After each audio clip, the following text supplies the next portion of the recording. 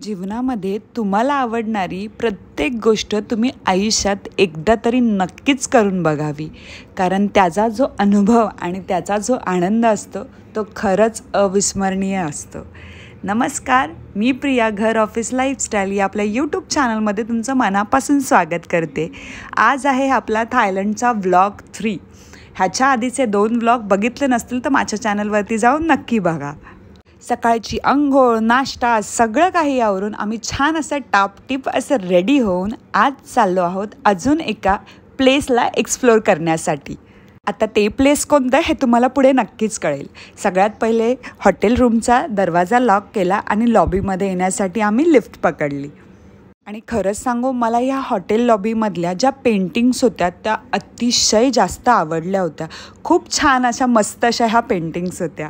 त्यानंतर आजच्या आमच्या डेस्टिनेशनवर जाण्यासाठी आम्हाला घेण्यासाठी आले होते आमचे कॅब ड्रायव्हर. आम्ही कॅबमध्ये बसलो आणि आजच्या सफरची म्हणजेच आजच्या प्रवासाची सुरुवात केली.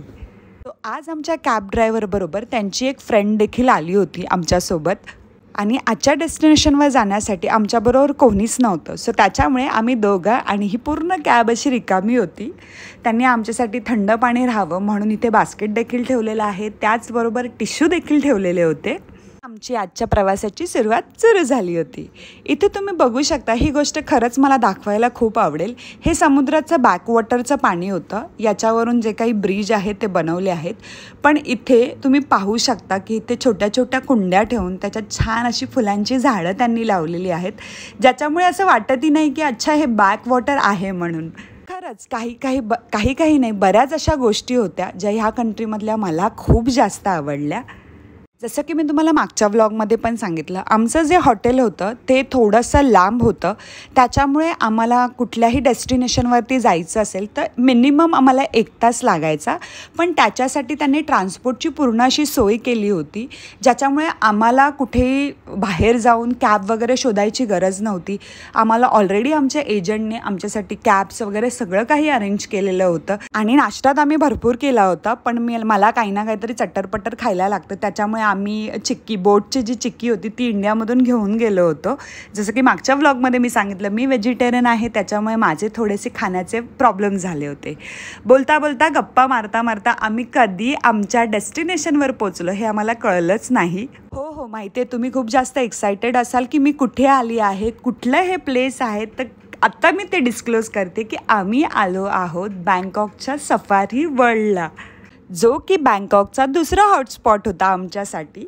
तर आम्ही इकडे आलो आहोत. सगळ्यात पहिले त्यांनी आम्हाला मॅप दिला. इथे बरेच काही इव्हेंट्स होणार होते, म्हणजे जे की डेली इव्हेंट्स असतात ते त्यांनी दाखवले की तुम्ही काय काय अटेंड करू शकता. त्याचबरोबर ह्या पूर्ण सफारी वर्ल्डचा मॅप त्यांनी आम्हाला दिला की तुम्हाला कुठून कुठे यायचं आहे. नंबर वाईज इथे सगळं दिलेलं असतं, जेणेकरून तुम्ही पहिलं काय अटेंड करायचं, दुसरं काय अटेंड करायचं, त्याचबरोबर त्याचं टायमिंग काय असणार आहे हेही ते सांगतात. इथे एक गाईड होता जो आम्हाला गाईड करण्यासाठी होता, पण तो आतमध्ये नाही आहे, तो तुमचं तिकीटपर्यंतचं सगळं काम करून देतो. तर सफारी वर्ल्ड ह्याचं जे तिकीट वगैरे सगळं काही होतं ते आमच्या ऑलरेडी पॅकेजमध्ये इन्क्लूड होतं. सो त्याच्यामुळे आम्हाला एक्स्ट्रा काहीच पे करावं लागलं नाही. तर जे गाईड होते त्यांनी आम्हाला ऑलरेडी तिकीटसाठी वगैरे सगळं काही करून दिलेलं होतं. सगळ्यात पहिले इथे होती बॅगची चेकिंग, बिकॉज सफारी वर्ल्ड जे आहे जिथे बरेच सारे प्राणी असतात, तर बरीच लोकं तिथे काही खायला घेऊन त्यांना खायला चारतात, जे की इथे अजिबात अलाउड नाही आहे. सो त्याच्यामुळे त्यांनी आमची बॅग चेक केली आणि हे आम्हाला आधीच आमच्या एजंटनी सांगितलं होतं. सो त्याच्यामुळे आम्ही जे काही खायचं सामान आणलं होतं ना ते ऑलरेडी कॅबमध्ये ठेवून दिलं होतं, कारण इथे जर तुम्ही सामान आणलं असेल तर ते डायरेक्टली डस्टबिनमध्ये ते फेकून देतात, ते तुम्ही कॅरी नाही करू शकत. आणि अशा प्रकारे चेकिंग झाल्यानंतर आम्ही आतमध्ये आलो आणि इथे तुम्ही बघू शकता, मी लहान नाही आहे पण इथे आल्यावरती लहान मुलं खरंच भारावून जातील एवढ्या क्यूट अशा गोष्टी इथे होत्या. इतक्या सुंदर कॅप्स मी खरंच कधी बघितलं नव्हतं. इतकं सुंदर असं सगळं एन्व्हायरमेंट इथलं होतं, जे बघून खरंच मजा आली. सफारी वर्ल्डमध्ये एंट्री केल्या इथे तुम्हाला बाय वॉकच सगळीकडे फिरावं लागतं. तर इथे बरेच प्लेसेस आहेत, बरेच वेगवेगळे प्राणी तुम्हाला इथे बघायला भेटतील. त्याचबरोबर त्या प्राण्यांचे बरेच असे प्रोग्राम्स देखील इथे अवेलेबल असतात और डेली त्यांचे शोज होतात, जे दिवसातून मॅक्सिमम जेवढं मला माहिती आहे 3 ते 4 शो ह्यांचे दिवसातून होतात. आणि माझं असं होतं की मला ईच अँड एव्हरी शो इथला अटेंड करायचा होता. मला काहीच मिस नव्हतं करायचं, कारण मला माहीत नाही मी पुन्हा कधी या प्लेसवरती येईल. सो त्याच्यामुळे मला प्रत्येक गोष्ट इथली बघायची होती. सो सगळ्यात पहिले आम्ही ते छान असे रंगीबेरंगी पॅरेट्स बघितले आणि त्याच्यानंतर आम्ही एंट्री केली मेन गेटपासून आतमध्ये. त्यानंतर आम्ही आलो आहोत इथे क्रॉकोडाईल्स बघायला. तुम्ही इथे पाहू शकता की किती मोठ्या मोठ्या मगरी इथे होत्या आणि अक्षरशः क्लिअरली त्या दिसतात आणि खूप साऱ्या असतात. त्याच्यामुळे असं नाही की तुम्हाला शोधावी लागेल अरे कुठे गेली म्हणून. खूप साऱ्या मगरी इथे होत्या ज्या की आम्ही बघितल्या. छान होता, मजा आली बघायला. या गोष्टींमुळेच ते लोक कोणतंच फूड अलाउड करत नाही, बिकॉज बरेच असे जे प्राणी वगैरे असतात ते ओपन असतात. इथून कोणीही काही त्यांना खायला टाकू शकतं.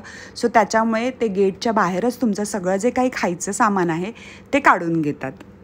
त्यानंतर आम्ही चाललो होतो आमच्या पुढच्या स्पॉटला आणि तुम्ही इथे बघू शकता इथलं डेकोरेशन किती जास्त सुंदर होतं. खूप रंगीबेरंगी रंगाचे पताके इथे लावलेले होते. स्टार्टिंगचे 2 पॉईंट कव्हर केल्यानंतर आम्ही चाललो होतो द जंगल वॉकला. जंगल वॉक म्हणजे जंगलासारखं वॉक असं नाही, पण छान असं ओपनली बरेच सारे पक्षी प्राणी इथे होते. तुम्हाला बघायला ते भेटतात आणि खरं सांगायचं झालं तर ही खूप छान गोष्ट आहे की तिथे 2-3 असे नसतात, बरेच असे पक्षी प्राणी तुम्हाला इथे पाहायला भेटतात.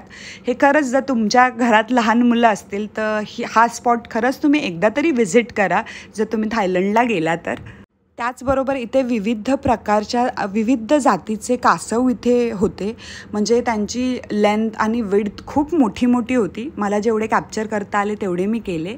इथे प्रत्येक लेन जी आहे ना तिथे तुम्हाला एकतरी असं मत्स्यालय दिसेल छोटंसं. तर त्याच्यानंतर सगळ्यात मस्त असा स्पॉट म्हणजे जिराफ स्पॉट, जो की मला ॲक्च्युली मी तुम्हाला सांगू मी सफारी वर्ल्डमध्ये येण्याचं कारणच हे होतं, कारण मी माझ्या आयुष्यात कधीच जिराफ बघितले नव्हते आणि मला खूप जास्त एक्साइटमेंट होती त्यांना बघण्यासाठी. आणि इथे तुम्ही बघू शकता खूप असे जिराफ तुम्हाला इथे बघायला भेटतील. त्याचबरोबर तुम्हाला इथे झेब्रा पण बघायला भेटतील. सो इथे अशी एक पद्धत आहे की इथे ना गाजर वगैरे तुम्ही घेऊ शकता. ते 100 बाथला तुम्हाला एक बकेट भेटते ज्यातून गाजर घेऊन तुम्ही त्या जिराफांना चारू शकता, पण मी पर्सनली नव्हते घेतले. त्याच्यानंतर इथे विविध प्रकारचे बर्ड्स तुम्हाला पाहायला भेटतात. म्हणजे तुमच्या घरात खरंच लहान मुलं असतील तर ह्या सगळ्या गोष्टी खरंच त्यांना एक्सप्लोर करण्यासाठी खूप खूप खूप जास्त छान आहेत. इथे सगळ्यांचे इन्स्ट्रक्शन त्यांनी दिलेले असतात की तुम्ही जी गोष्ट बघताय ती कोणती आहे, काय आहे. त्यानंतर आम्ही गेलो आहोत माझ्या दुसऱ्या फेवरेट स्पॉटवरती, पण त्याचा पूर्ण व्हिडिओ मी ह्या व्लॉगमध्ये नाही टाकला आहे. त्याच्यासाठी वेगळा व्लॉग येईल जो की होता मंकी शो. खरंच या व्लॉगमध्ये मंकी परफॉर्म करतात, त्याच्यामुळे पुढचा व्लॉग बघायला अजिबात विसरू नका.